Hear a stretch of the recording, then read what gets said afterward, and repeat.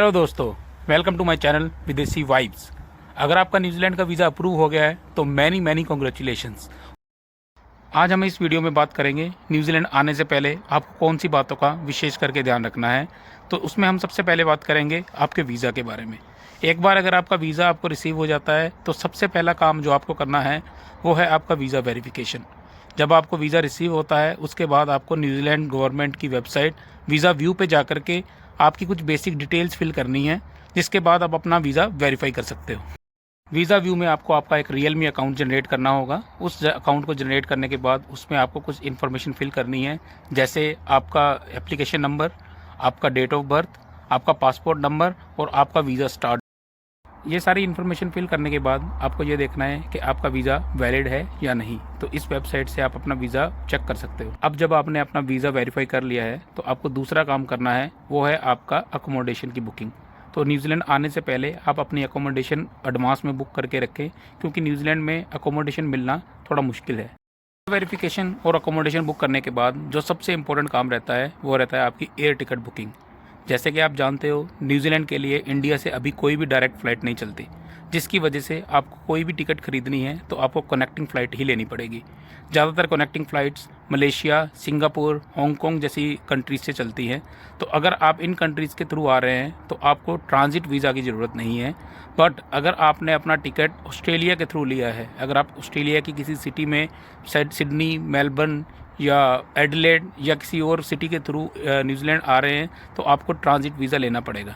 अगर आपके पास valid transit visa नहीं है तो आपको फ़्लाइट पे नहीं बैठने दिया जाएगा और आपके लिए एक अननेसेसरी प्रॉब्लम क्रिएट हो सकती है।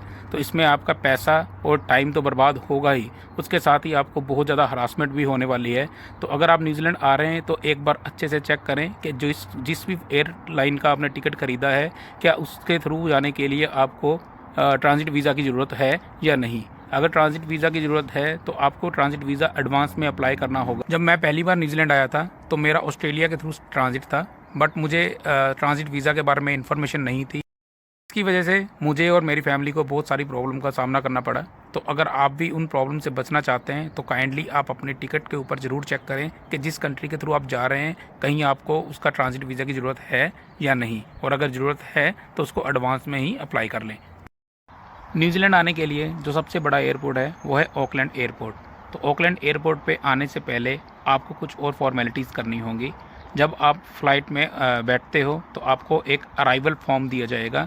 उस अराइवल फॉर्म में आपको बहुत सारी इन्फॉर्मेशन डिटेल में भरनी होगी।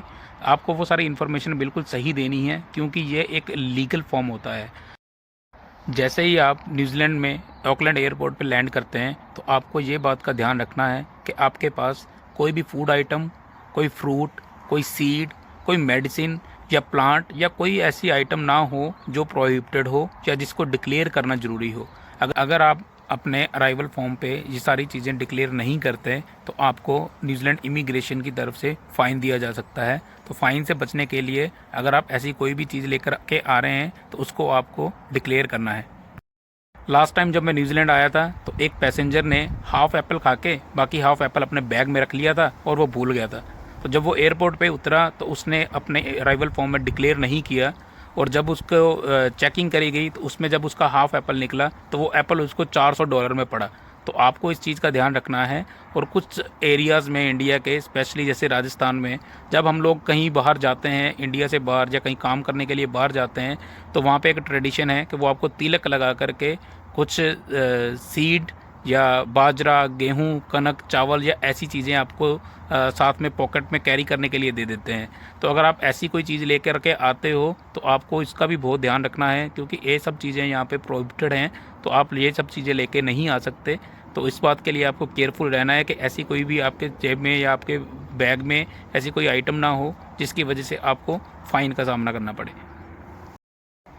तो ये थी कुछ बहुत ही इंपॉर्टेंट बातें जो आपको न्यूजीलैंड आने से पहले ध्यान रखनी है। तो जब आप न्यूजीलैंड आ जाते हो और न्यूजीलैंड आते ही आपको क्या करना है उसके लिए मैंने एक और वीडियो बनाई है, उसका लिंक मैं आपको डिस्क्रिप्शन में दे दूंगा। आप जैसे न्यूजीलैंड पहुंचते हैं उसके बाद आपको क्या क्या करना है, क्या क्या डॉक्यूमेंट्स चाहिए, उसकी आपको पूरी जानकारी उस वीडियो में मिल जाएगी। सो यहाँ तक इस वीडियो को देखने के लिए थैंक यू सो मच। ऐसी और वीडियोज़ देखने के लिए आप इस चैनल को सब्सक्राइब करें और अगर आपको वीडियो अच्छी लगी तो लाइक और शेयर करना ना भूलें। थैंक यू सो मच, मिलते हैं अगली वीडियो में।